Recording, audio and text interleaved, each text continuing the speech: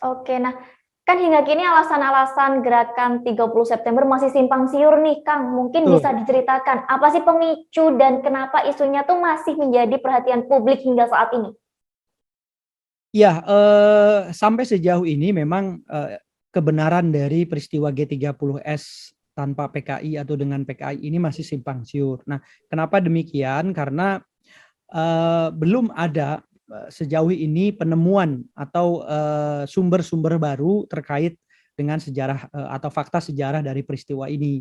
Nah, sejarah yang ada seperti dalam buku Sejarah Nasional Indonesia dan dalam buku-buku lain yang diterbitkan pemerintah di zaman Orde Baru itu masih merujuk pada PKI sebagai pelaku dan dalang dari peristiwa pembunuhan terhadap jenderal-jenderal Angkatan Darat itu. Nah, yang kedua adalah kalau kita melihat komunisme sebagai ajaran sebenarnya sampai sekarang masih dipelajari loh di kampus-kampus. Jadi di jurusan-jurusan sejarah, di jurusan filsafat, di banyak jurusan bahkan di ekonomi dan lain sebagainya, Marxisme, Leninisme ya, teori-teorinya masih dipelajari sampai sekarang gitu. Tetapi memang PKI-nya yang sudah dibubarkan dan sudah hilang dan sudah tidak ada lagi di muka bumi bahkan di Indonesia ini gitu ya. Nah, yang ditakutkan sebenarnya adalah stigma atau bahwa komunis atau PKI ini kejam gitu dengan terbukti membantai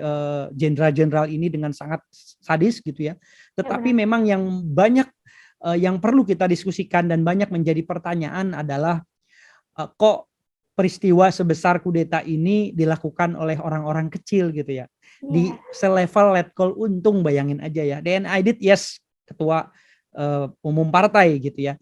Tetapi yang memainkan konon adalah politbironya atau biro khusus dari PKI, yaitu biro yang di dalam internal partainya sendiri tidak diketahui keberadaannya, apalagi di dalam di luar itu di publik gitu. Yang namanya Politbiro ini yang dipimpin oleh Sam Kamaruzaman. Nah, Sam inilah yang kemudian memiliki peran penting untuk melakukan aksi-aksi dan rapat. Jadi peristiwa ini hanya dipersiapkan kurang lebih 1 bulan sebenarnya, dari mulai awal September ya, dirumuskan tanggal 6 September dan itu ada belasan rapat ya, dan terakhir rapat itu tanggal 29 ya, dan sampai malam, dan kemudian jam subuh ya, jam 2 jam 3 itu mulai dilancarkan, dan persisnya sampai jam 4 ya, berakhir sekitar jam 5-an lah, jam 5 setengah 5 itu berakhir ya. Dan kemudian tidak begitu lama ada pengumuman. Jadi memang PKI ini konon di dalam buku sejarah versi Orde Baru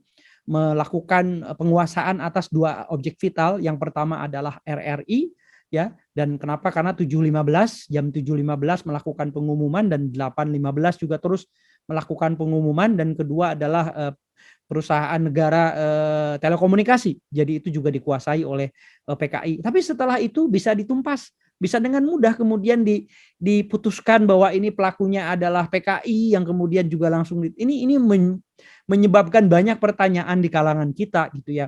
Yang dibunuh, yang dibantai oleh PKI adalah jenderal-jenderal angkatan darat. Kenapa menpangadnya ya atau pangkostradnya tidak tidak dibunuh, yaitu Soeharto gitu. Ini bingung ya, membingungkan ini, kok Pak Hartonya malah lolos gitu, padahal dia angkatan darat juga. Termasuk juga ada Nasution di situ yang lolos, tidak tidak terbunuh ya, karena dia lompat pagar. Dan kok seremeh itu cara mereka gitu ya, datang pakai truk dengan menggertak, melakukan interogasi dengan kekerasan gitu ya. Dan menariknya adalah yang meskipun banyak saksi seperti DI Panjaitan itu kan saksinya anaknya, kakaknya, istrinya bahkan lihat gitu ya. Tetapi kenapa PKI meninggalkan jejak gitu ya? Kenapa mereka juga tidak dibantai gitu yang melihat semua peristiwa ini? Kenapa anak-anaknya, ibu-ibunya dibiarkan melihat gitu ya? Jadi abis itu mereka diseret, itu betul-betul diseret ya dari lantai. Saya dapat informasi ini dari istri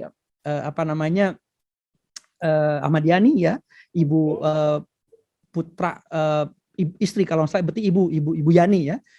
Saya mendapatkan itu informasi itu, jadi diseret betul-betul hanya 2 orang, awalnya diseret dulu dan dilemparkan ya. Jadi dilemparkan ke dalam truk. Dilemparkan begitu masuk ke dalam truk.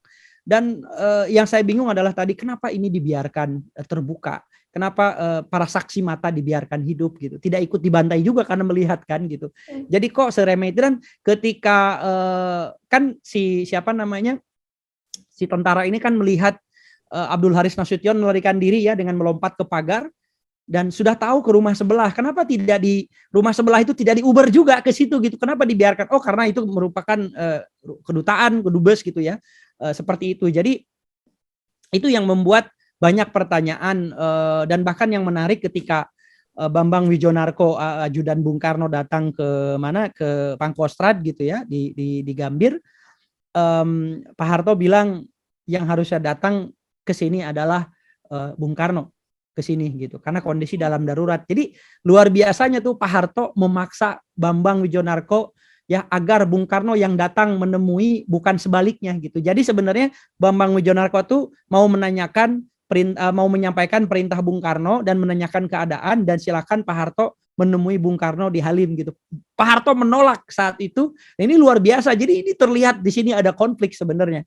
Jadi yang saya bingung ini adalah sebenarnya orang kecil seperti Letkol Untung ya, kemudian dan lain-lain yang kemudian diadili termasuk TNI Aidit melakukan upaya kudeta ini kok seperti main-main gitu, tidak tuntas ya. Dan setelah itu muncullah pahlawan gitu, Pak Harto seolah-olah gitu ya, dan menghabisi semua PKI itu. Jadi saya tidak bisa memutuskan siapa sebenarnya pelaku dalang dari semua ini, tetapi yang menjadi cerita adalah demikian, termasuk buku dari yang diterbitkan zaman Orde Baru sendiri dan buku-buku yang beredar saat ini. Jadi peristiwa G30 SPKI ini menjadi menarik sampai saat ini dan menjadi misteri siapa sebenarnya pelaku yang sebenarnya begitu. Terima kasih sudah nonton. Jangan lupa like, subscribe, dan share ya.